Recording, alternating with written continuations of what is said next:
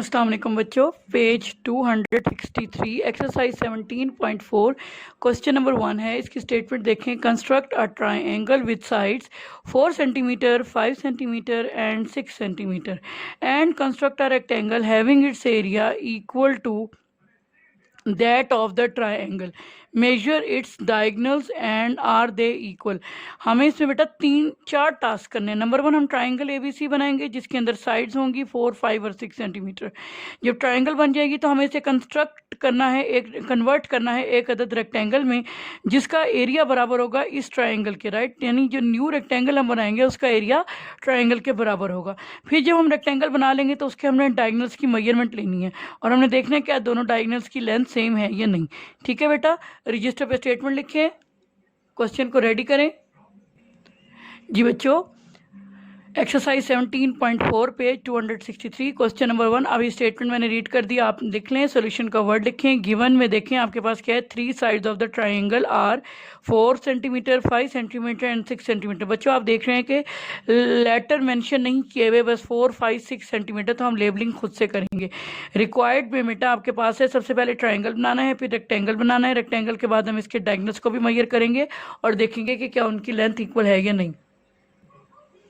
जी बेटा देखिए, मैंने नंबर 3 पे लिख लिया मेजरमेंट ऑफ डायगनल्स की। हमें डायगनल्स की मेजरमेंट भी इसमें करनी है। ठीक है, कंस्ट्रक्शन स्टार्ट करते हैं। जी बेटा, सबसे पहले आप देखिए हमने ए बी ड्रॉ कर ली 4 सेंटीमीटर की। अब ए को सेंटर लेके और बी को सेंटर लेके 5 और 6 सेंटीमीटर की आर्क्स लगाते हैं। जी बेटा देखें, 5 सेंटीमीटर की मेजरमेंट की लेंथ ले ली, पॉइंट ए पे रखें, 5 सेंटीमीटर की आर्क लगा लें।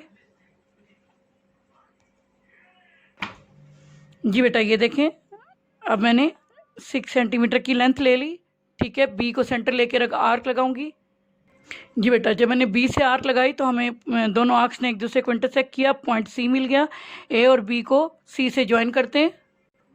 जी बेटा देखें, ट्राइंगल एबीसी कंप्लीट हो गई जिसकी मेजरमेंट्स हैं 4, 5 और 6 सेंटीमीटर की। ठीक है, अब इस ट्राइंगल को ट्रांसफॉर्म करना है एक रेक्टेंगल में और उस रेक्टेंगल का एरिया बराबर होगा इस ट्राइंगल के।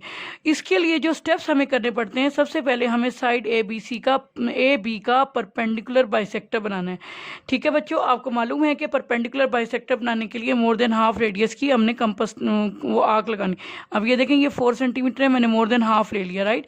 एक आर्क आपने ए बी के ऊपर से लगा दी और एक आर्क आपने ए बी के नीचे से लगा दी। Is that clear? ठीक है, अब पॉइंट ए से आर्क लगाएंगे। देखिए बेटा, आर्क्स लग गई हैं, अब हम लाइन ड्रॉ करेंगे और वो परपेंडिकुलर बाइसेक्टर होगा। जी बेटा देखिए, मैंने इस क्रॉस से लाइन ड्रॉ की, इसको परपेंडिकुलर बाइसेक्टर को ए बी का नाम दिया और इस परपेंडिकुलर बाइसेक्टर एक्स वाई ने ए बी को पॉइंट डी पर इंटरसेक्ट किया, राइट। अब आपको ए बी की पैरेलल लाइन बनानी है। ये हमने आपको 17.3 में भी बताया था कि पैरेलल लाइन जब बनानी होती है तो उसके लिए हम अल्टरनेट एंगल की हेल्प लेते हैं। ये ए बी है, इसकी पैरेलल लाइन यहाँ ड्रॉ होगी। ठीक है, और उसके लिए अल्टरनेट एंगल चाहिए। अगर आप यहाँ पे अल्टरनेट एंगल बना लेते हैं तो फिर इसका मतलब है सी के इस तरफ लेंगे, या फिर आप बी का यूज़ करते हैं एंगल तो फिर इसका मतलब है सी के इस तरफ लेंगे, राइट। अब आपकी मर्जी है, आप पॉइंट ए और सी के इस तरफ अल्टरनेट एंगल्स बना लें या आप इस पॉइंट बी को यूज़ करें और फिर इधर कर लें। दोनों में से एक चॉइस आप कर सकते हैं। स्टार्ट करते हैं। ये देखें बच्चों, मैंने सूटेबल रेडियस की आर्क ले ली, मैं पॉइंट ए पे कर रही हूँ। ठीक है, जितने आप मुनासिब समझते हैं, इसमें कोई कंडीशन नहीं है। ये मैंने आर्क लगा ली पॉइंट ए पर। ठीक है, ये मैंने पॉइंट ए पे, अब सेम यही आर्क पॉइंट सी के लगानी है। जी बेटा, पॉइंट सी पर जब आप आर्क लगाएंगे तो ये देखें सी पे रखना है और इसके इस तरफ से लगानी है। ठीक है, ये ध्यान रखिएगा, आप यहाँ पे आर्क नहीं बनाएंगे। अगर यहाँ इस एंगल को यूज़ कर रहे हैं तो उसका ऑल्टरनेट एंगल यहाँ बनेगा, अगर बी को यूज़ कर रहे हैं तो उसका ऑल्टरनेट एंगल सी के इस तरफ बनेगा। तो ये ध्यान रखना है। अब है इसका इंपॉर्टेंट स्टेप, आपने मेजरमेंट करनी है। ठीक है, ये देखिए मैंने यहाँ रखा, कंपास को मैं एडजस्ट कर रही हूँ, मैंने ये एंगल मेजर कर लिया कि ये कितना आ रहा है। देख रहे हैं आप लोग, आपको नज़र आ रहा है ये भी कम है, मैं इसको और कर लूँ। ये बिल्कुल इन दोनों पॉइंट्स को टच कर रहा है। ठीक है, ये देखिए मैंने यहाँ रखा और ये आपको क्लियर नज़र आ रहा है कि ये टच कर रहा है। अब मैंने यहाँ से, मैं एक दफ़ा चेक कर लूँ मज़ीद, जी। और अब मैंने उसको इस जगह पे रखा और यहाँ लगा दिया। ठीक है, आप देख रहे हैं वो प्रीवियस आर्क को ज़रा सा वो कर रहा है, तो मैं उस आर्क को दोबारा बना लेती हूँ ताकि प्रॉपर वो कट हो जाए। ठीक है, मैं इस आर्क को मज़ीद प्रोड्यूस कर लेती हूँ ताकि ये मेरा, ये देखें जी। अब मुझे इस ऑल्टरनेट एंगल से क्रॉस करती हुई पैरेलल लाइन ड्रॉ करनी है। जी बेटा, आपने देखा मैंने यहाँ से सी पॉइंट को इस क्रॉस से गुजारा और ये पूरी पैरेलल लाइन ड्रॉ कर ली। अब ये line parallel to A B draw हो गई है। नेक्स्ट है बच्चों, आपको क्या करना है, आपको मेजरमेंट लेनी है डी और बी की। ये देखिए मैंने बी पे रखा और मैंने ये मेजरमेंट कर ली। देख रहे हैं आप लोग, ये मैंने मेजर कर लिया।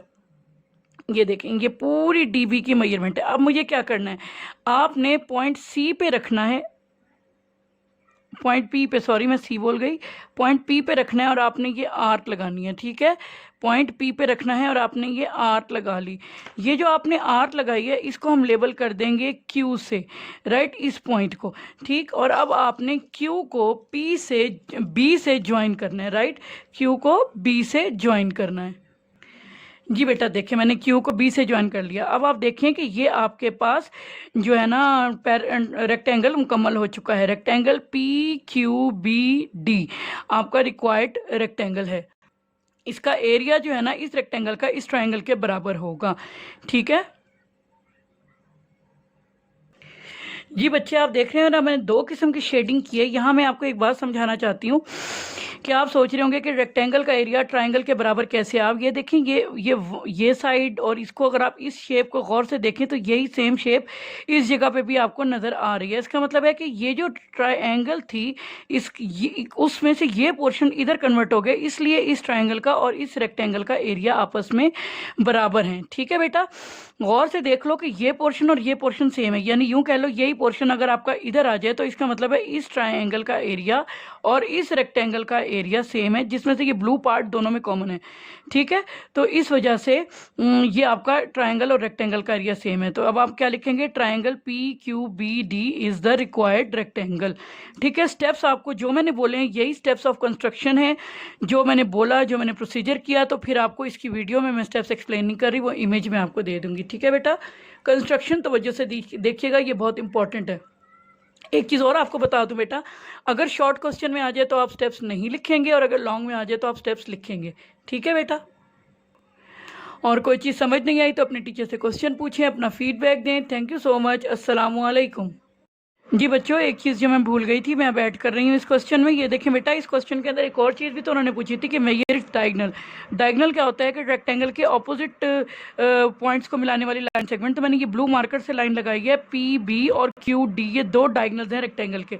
और अब मैं इनको जब मेजर करती हूँ तो ये अब आपको शेडिंग में नज़र नहीं आएगा, लेकिन जब आप देखेंगे तो ये 4.5 सेंटीमीटर आ रही है और दोनों डायगोनल्स की मेजरमेंट यही आ रही है। ठीक है बेटा, जी बेटा, ये देखें, ये मैंने इसीलिए अब नेक्स्ट पेज पे आपको दिखा भी दूं कि measurement of diagonals, measurement P B is equal to measurement Q D is equal to 4.5। मैंने आपको दिखा दिया, इसकी मेजरमेंट 4.5 है और दोनों की ही सेम थी। और फिर उन्होंने पूछा था आर दे इक्वल, तो yes both diagonals are equal. तो ये था इस क्वेश्चन का एंड। ठीक है बेटा, इसको भी इस क्वेश्चन में शामिल कर लें।